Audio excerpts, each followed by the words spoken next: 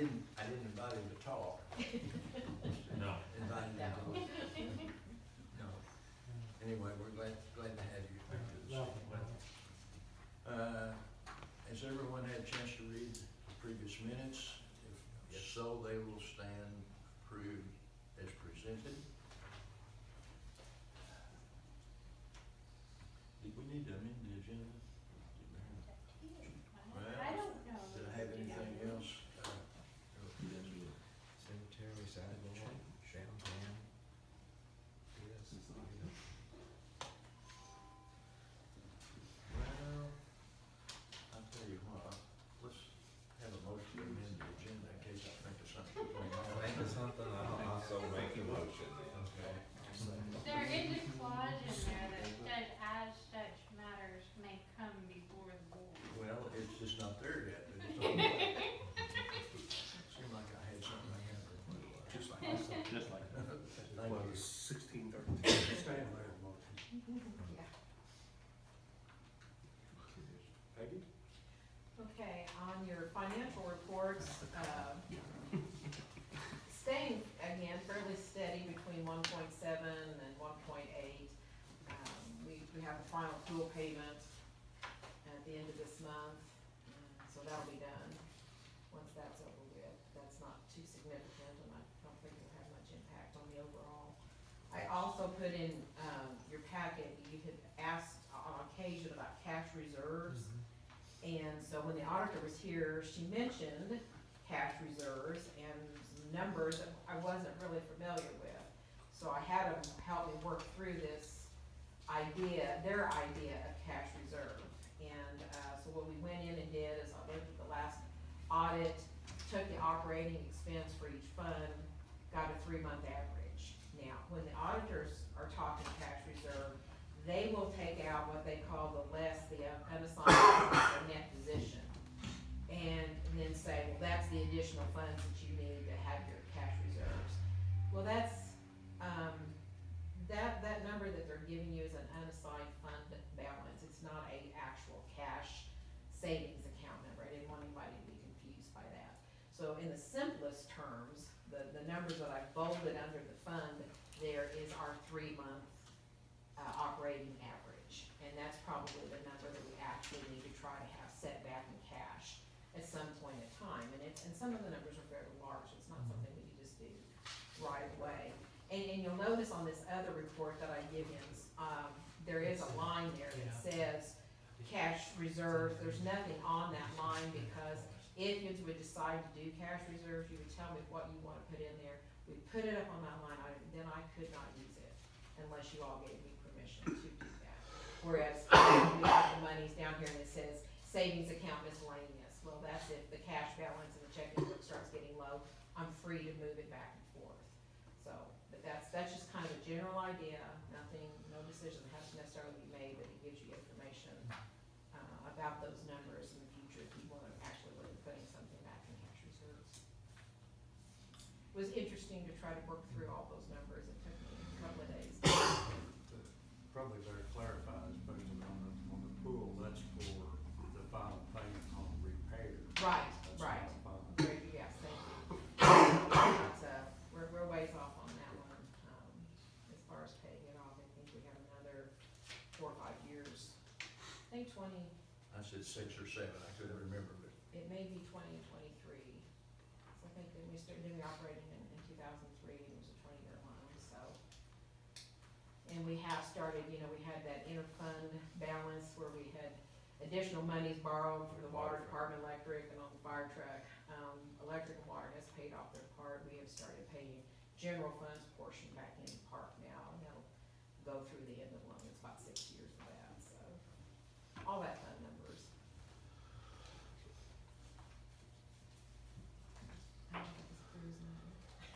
Suzanne? Okay, I didn't really have anything, so I'm gonna let you talk about the cemetery. We tabled the ordinance that I had proposed last meeting. What? So, well, I was just gonna tell them I would like to go to the city clerk's meeting in March, and that's March the 12th through the 16th in Columbia.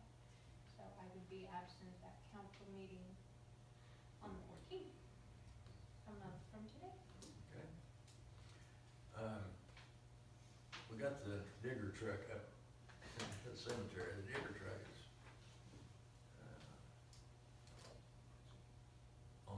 just about done in.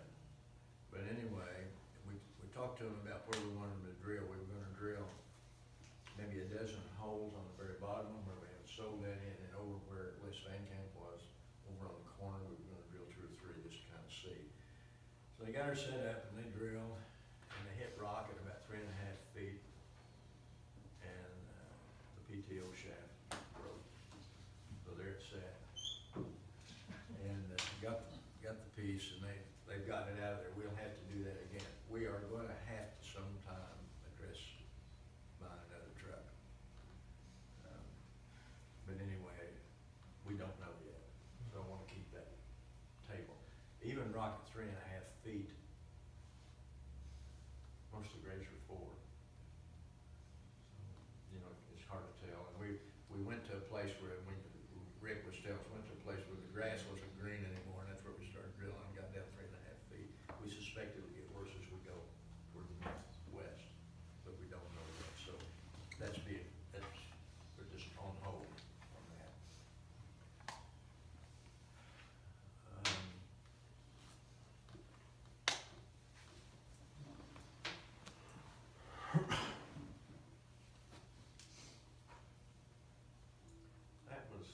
That's all I had about cemetery, wasn't it, Suzanne? We didn't talk about it. The sidewalk project, which has kind of been interesting. The guys had good weather and they didn't start, nobody showed up, and last week they showed up, and gosh, they went all the way down past Don Collins, all the way down to 7th in one day. And then they went out to the quarry and they got gravel. And when they do that, they get their slip from the quarry, and that has to be turned into the engineers. The engineers then look at it to be sure that it is certified to be the kind of rock that DOT wants in that sidewalk. The problem was the quarry is supposed to renew their certification every 2 years, and the certification then run out. That's what's holding this whole project up. So the state now has to test the gravel. It takes 2 or 3 days to do the testing to see if it's gonna hold up under wet conditions and all that kind of stuff. And once it's certified, then they will begin to at least pour on 7. They've formed all the way, they haven't done driveways, but they formed all the way down to Mr. Weller's at 7. They've gone in front of Marvin Barnes' property, all the way up to where Norma Pettit lived. So we're about 2 houses from the corner from 3rd Avenue. And today,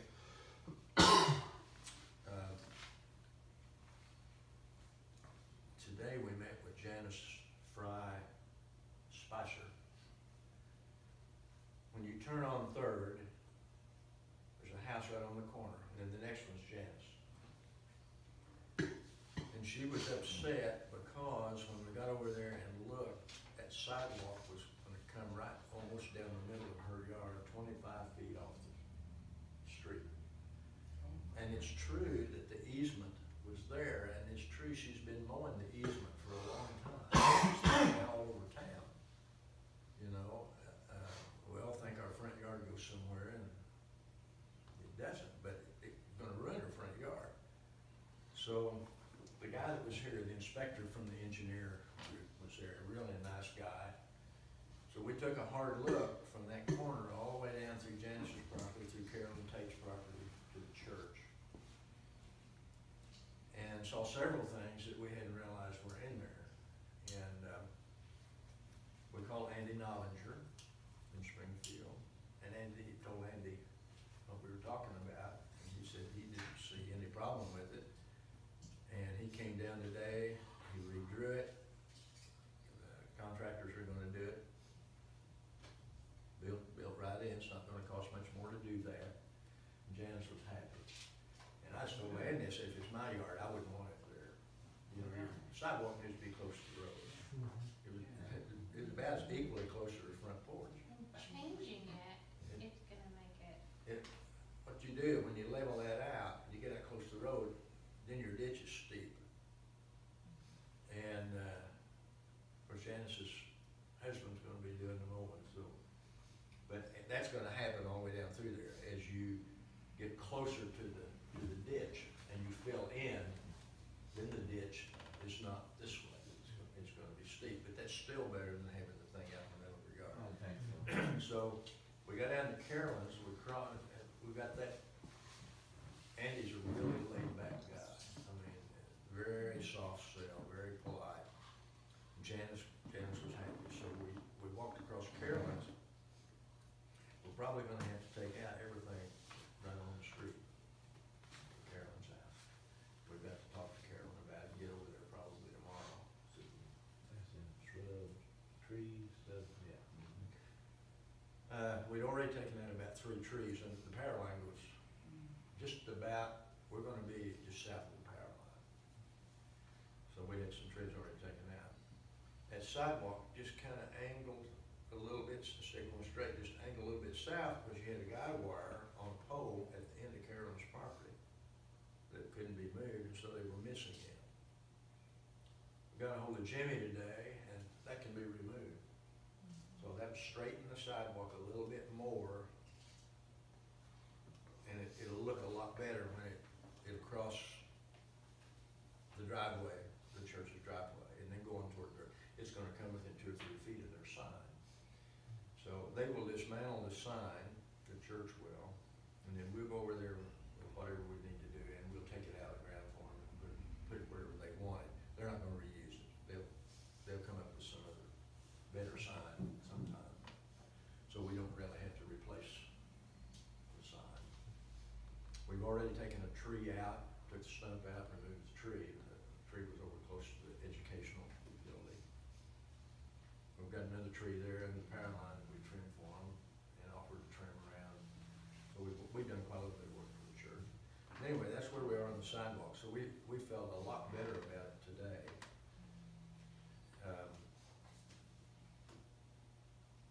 I just hadn't realized it was gonna be that bad down through there. So everybody was happy. Janet Straight had several shrubs and flowers that had to be moved, and they removed them. And Jimmy Mills went over with the backhoe. I mean, some of them were huge. Went over with the backhoe, dug the hole, and he and, I don't know who else, they would stand by, gosh, they planted it right where she wanted them. So that's done. She was happy. Part of her driveway, there's a stump down there and it's made a hump in it. So we're looking to see how expensive that is. That'll be at the city's cost if we decide to do that. It doesn't have to be done, but they'll price it concrete or asphalt, replacing about as far as from here to the wall as it goes into the garage. And they had a hard time getting Marvin Barr's driveway out of there. It had iron in it and wire in it. You get down to Norma Pettit's, and I said, well, that asphalt will be easier to cut. And he said, yeah, and I looked down, there's 4 inches of concrete under that asphalt. Yeah. So, you know, they run into a few things, but the thing that's holding it up is the gravel. And it's not the construction company, it was the quarry. So, they're going fast. But it's easy to measure what they've done because each section's 10 feet.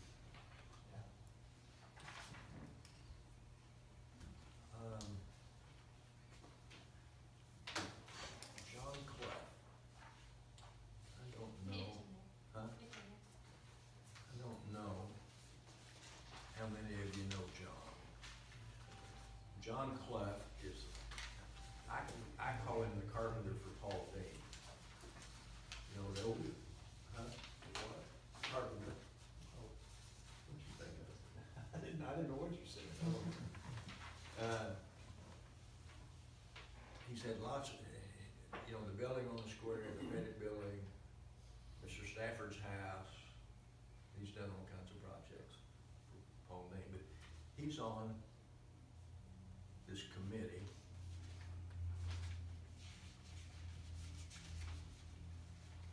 which has a name.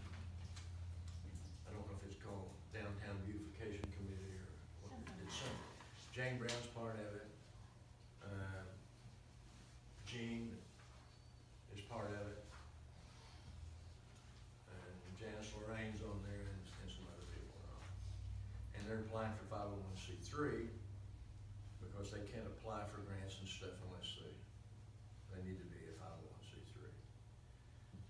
So what they have come up with, or at least John came up with, he said he thought the first step was to improve the looks of the light poles down there. Now, this information that he's got in here, these things, see that? Yeah, it is. This one right here is for the smaller poles, and it divides in half in bolts. This one's for the bigger poles on the corners. The top lamp's got to come off and it slides down. Well,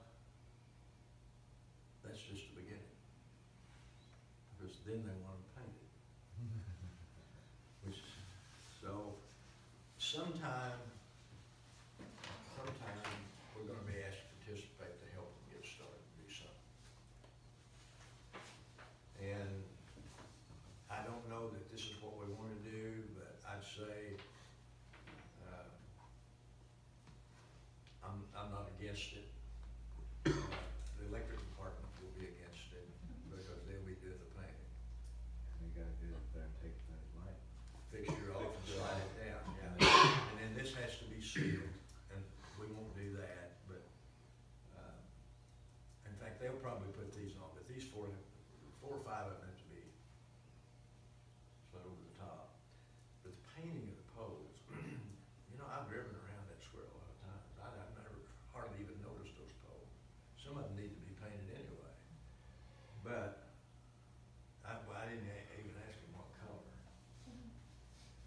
So this is already painted, and they wanna paint the pole the same color. I suspect black, but I don't know. And the farmer's market group had asked if they could hang flags on those poles. I said, sure, but you have to have something to hang the flag on, which will attach to the pole. So that's another project, and of course we'd have to put those brackets up for them. And the unfortunate thing is, we're the only one in town that's got a bucket truck.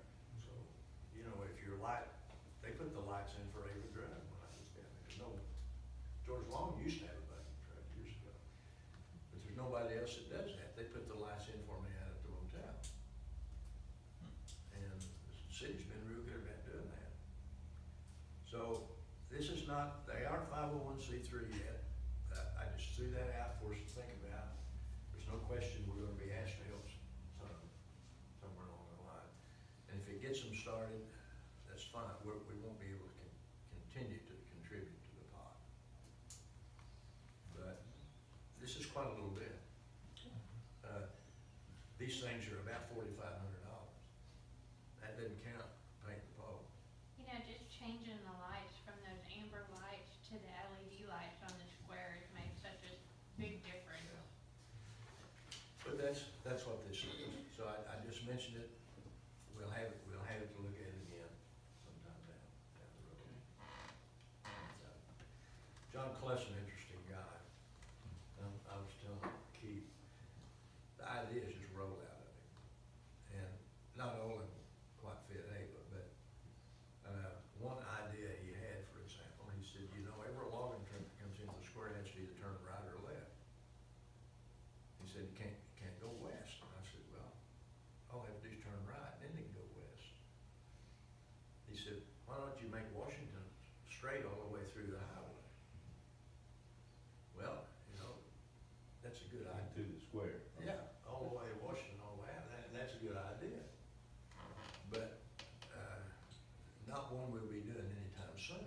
You know, you've got a limited access highway, you've got a creek, and we're 20 or 30 feet below the highway. Other than that, it would be pretty easy. But he's got lots of ideas, but that's something I would have never thought of, so, anyway. And John's on this committee,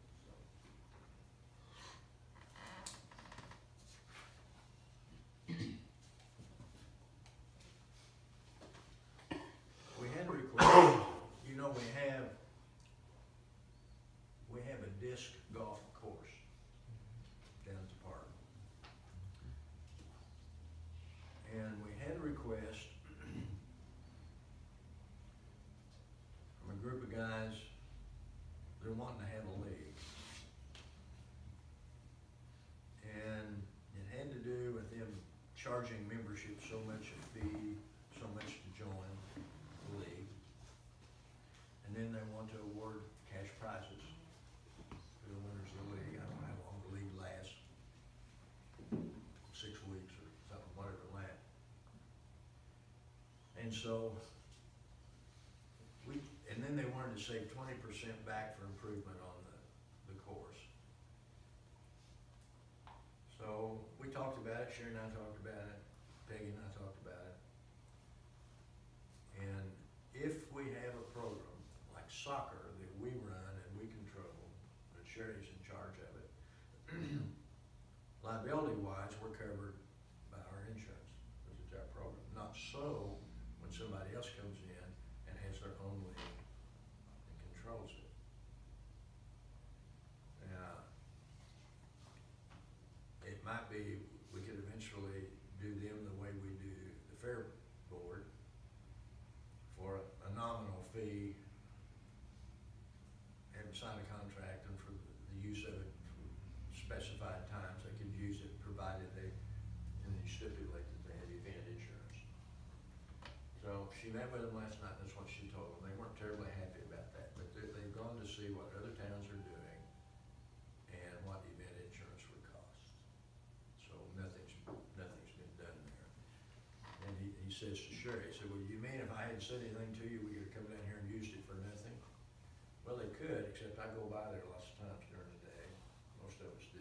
And at some point or another, somebody would stop and say, what are we doing? So, I mean, I hope it works out for them. We're not trying to keep doing that, but liability's got to be an issue there. So we don't know what's going to happen there. Bid opening is March the 8th. And to say we've got everything on hold until then's an understatement. I mean, we're just taking care of what we have to take care of. So, you know, they've had pre-bid meetings and all of that. So we're just waiting until the final blow lands. But now the last discussion we had, they were still thinking it would be in the 90,000 range as far as our part, just not quite sure where it would fall. Well, you know, we saw that You know, 103,000 or something, where our share was gonna be 131, I think. 131, yeah, gonna be 130,000, and then they decided not to do part of the apron and Yeah. some of that, cut it back to like 97 or 6, somewhere in that category. And, so we don't know, we just hope the bids come in. Well, I've been in touch with the bank, just reminding them that we did talk about possibly getting a loan from them to cover that portion of it. So we'll just wait and see where it falls. We'll make a decision, Peggy and I, just as soon as we get the amount of money, Peggy and I figure out what we think's the best thing for us to do. Borrowing money, or paying some and borrowing money, or whatever we need to do, in order to get that taken care of. And then as soon as we decide, of course, I'll let you guys know, I'll text you and let you know what we're doing. So, that's a biggie, so we're just working on that. The water tower came up today, the old one. And, we got a letter from DNR saying we hadn't done this, we hadn't done that. In fact, we have done that, and Jeff's gonna call them tomorrow. He's sick today. He'll call them tomorrow. There are some repairs that need to be done inside on the roof. However, that was not mentioned in any of the deficiencies in the letter we got today. But it still needs to be done, and we're looking at $40,000 to $45,000 to do that. So, we can, we'll split it up, you know, just do the best we can, we'll split it up, we've got half of it in this budget, they'll let us do half in the other. After July. And, Speaking of water tower, just for information, I've had a lot of people, or several people in the last little bit ask me, you know, about the water tower on the south end of town. They think that it was because the well was Bad. plugged. They think that the tower's not in use.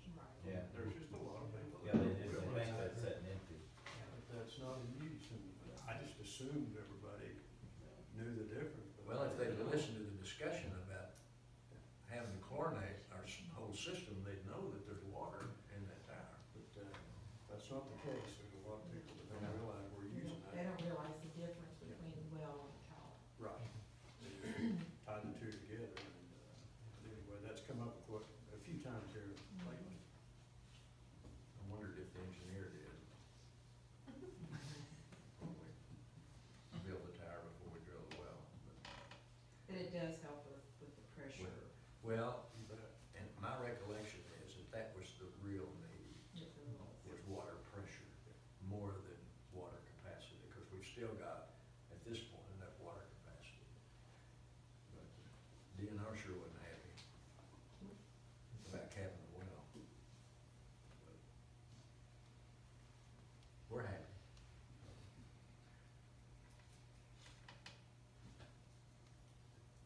I don't have anything else. Quick buckets. See, I got a tower on there. We made it. Yeah, that's right. Yeah. I never thought of something, but. Need approval of court docket. Everybody's had a chance to look at it. Motion to approve the court docket. I'll second the motion. All in favor? Aye. Need to go in close? We do. I'll make a motion to go into close. I'll second it. All in favor? Aye.